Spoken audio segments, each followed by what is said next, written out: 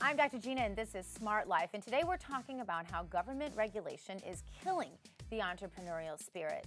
Phil Kerpen is the president of American Commitment, and he has his eye on what the feds are doing in Washington, D.C. Phil, welcome to Smart Life. Hey, great to be with you. Phil, the politicians and regulators, they seem to never rest in D.C. They are writing and passing new regulations each day, faster than any of us can even keep up. It may be hard to calculate, but what kind of effect does that actually have on the American economy? Oh, there's a devastating negative economic impact. I mean, the best study that I've seen that tries to quantify the impact of each federal regulator was a study by a group called the Phoenix Center, a think tank a couple of years ago.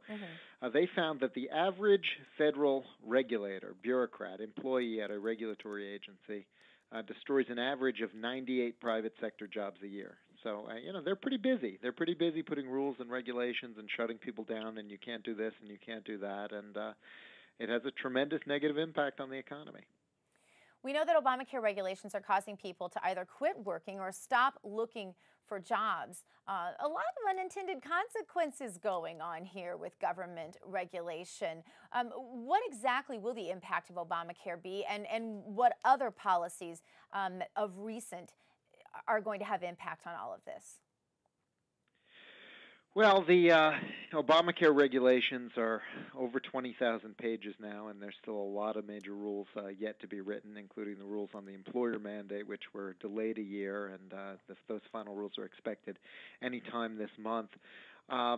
You mentioned the adverse employment impact, the labor force contraction that the Congressional Budget Office talked about in the report that came out earlier this week, approximately 1.5% to 2% reduction in the labor force because of Obamacare. In essence, that's not so much the regulations as it is the perverse incentives of the subsidies.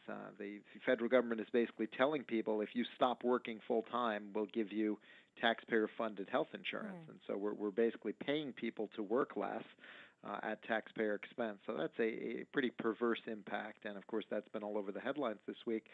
But the rules and regulations, the biggest impact on most people out of all these healthcare rules is that premiums are going up considerably because there's a lot less flexibility. Every health plan out there has got to cover 10 essential health benefits and have all the bells and whistles to qualify with all these new mandates, and they've got other restrictions on plan design, and so as a consequence, premiums are much higher, and that's also driving up costs, of course, for businesses as well. And then, of course, you got the complexity, just all of the rules, and just reading through, having a lawyer read through them all, or figuring out how they apply to you or whether they apply to you. That's an awful lot of time diverted from more productive use as well. And I think what's really interesting about Obamacare is that it follows kind of this trend of the elected officials writing these very broad, very vague laws and leaving all the real decision-making up to the regulators and the bureaucrats. And then when things go wrong, the elected officials say, oh, yeah, I don't know, it was someone else, don't blame me. And they try to avoid responsibility for the really important policy decisions. They try to punt them to the unelected bureaucracy, and the bureaucracy is more than happy to pick up the ball and run with it. And so it's not just what we're seeing in the healthcare area, but the EPA has been extremely active in the energy area in particular, but in other areas as well. And the FDA is imposing all new food safety rules that are going to make food more expensive, and probably not make it all that much safer either. We've just got new rules from the Department of Transportation on vehicle-to-vehicle communications. They may require rear-view cameras on all new vehicles as well. That's expected to go final sometime soon. And some of these rules, they might have kind of surface appeal of, well, that sounds good, I'd like to have a rear-view camera in my car. But when government comes in and bureaucrats impose one-size-fits-all, they take choices away from ordinary folks, and especially they take away lower-cost choices. And so everyone gets maybe features on products that might be nice to have, but not necessarily features that everyone can afford to have. And so they take away choices, and they impose a big compliance burden on the whole economy, these rules and regulations. You may be surprised to learn that in the first month of 2014, just in the month of January, there were over 6,000 pages of new regulations in the Federal Register, and there were 216 new final rules and 191 new proposed rules. That's in 1 month. I think people think a lot of times, Phil, that if a regulation doesn't work, we can always take it back. But government doesn't tend to ever cut weight, does it? Government only tends to sort of multiply itself, and these regulations become insidiously part of our economic fiber in a way that's almost irreversible. Is that safe to say? Yeah, you almost never see government go back and check if regulations actually did what they were supposed to do, if their benefits actually exceeded their costs. You almost never see that kind of retrospective review. They supposedly do this kind of analysis beforehand, but they never go back to check if they were right, and they almost never check to look at the cumulative impact of regulation. Right. So somebody out there might be trying to comply with a new rule, but they've got 100 other rules they're already complying with, and a lot of times you get conflicting regulations coming out of different agencies, or even sometimes the same agency, or coming out of a federal agency and a state or local agency. And so you very seldom see this. And this is something President Obama promised to do. He said he was going to do a top-to-bottom review of all the federal regulations, get rid of the ones that are outdated and unnecessary and so on and so forth. And they've done almost nothing. I mean, they eliminated a handful of the most absurd, iconically stupid government regulations. So they got rid of the rule that if a farmer has milk spill on a farm, it has to be treated like an oil spill and have a team come in to clean it. There was a rule like that. They got rid of that. Okay, so you got rid of a couple of the most famously stupid rules, but overall they've done nothing to cut into this problem. And I think I think we need to have process reform. I don't think you're going to get at this just kind of one rule at a time. There are too many of them. The federal bureaucracy is too big and sprawling. I'm a big proponent of two things. Number one, we ought to have something called the REINS Act. This has passed the House the last two Congresses. Harry Reid refuses to take it up in the Senate. But this is a bill that says any economically significant regulation has to have a vote in Congress before it can take effect. And this way, we wouldn't stop all the bad rules. We all know Congress does lots of stupid things too. But at least when a bad rule goes in, if there was a vote in Congress, you have someone to hold accountable. You can go look up who voted for it. It takes it outside the realm of just unaccountable bureaucracy. So I think that's a very important reform. Another one I would really like to see is mandatory sunset, and some states have this. Yes. In Texas, in particular, this works very well.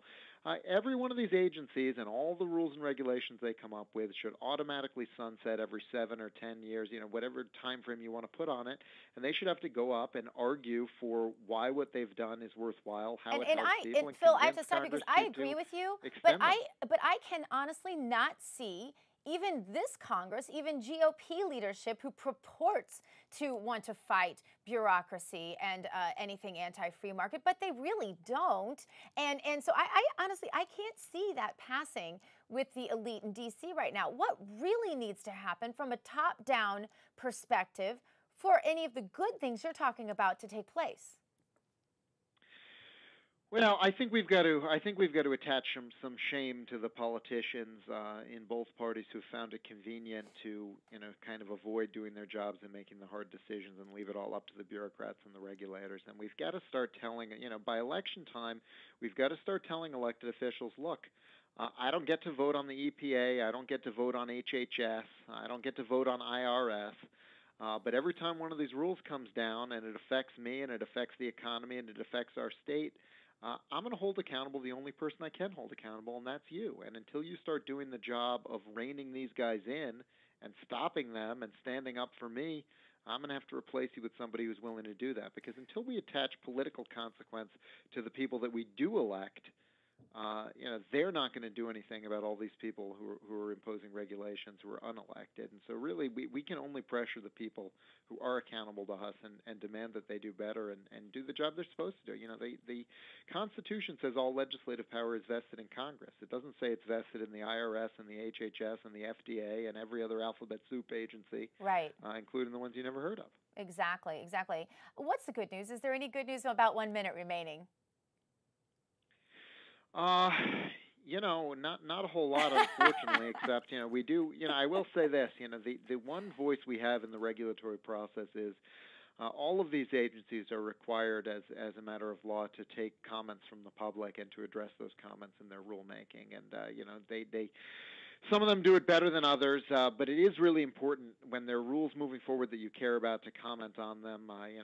We've been very active, for instance, in the new IRS rules trying to limit political engagement by 501c4 groups. We are a 501c4, so we're mobilizing against those. If folks are interested in commenting on that, we've got a website at irspowergrab.com where they can mobilize on that. There are also some very important comment periods going on EPA and some other agencies. I'll tell you, the next step in global warming regulation, energy regulation, the rest of it is EPA sometime this summer is going to come out with a proposed rule that's going to basically tell the states you've got to adopt carbon tax or cap and trade or other controls for greenhouse gases. We have to and fight this fight that hard is all going to go into the state legislatures. Yeah. That's the next big frontier on this. And EPA is going to use the leverage of, if you don't do it, we're going to impose something even more draconian. So this is going to be we have to be ready for this fight. And irspowergrab.com is the website. Phil Kerpen, thank you for being with us today. Your calls and letters coming up next. 888-650-8176. We'll be back in a moment with more Smart Life. Stay tuned.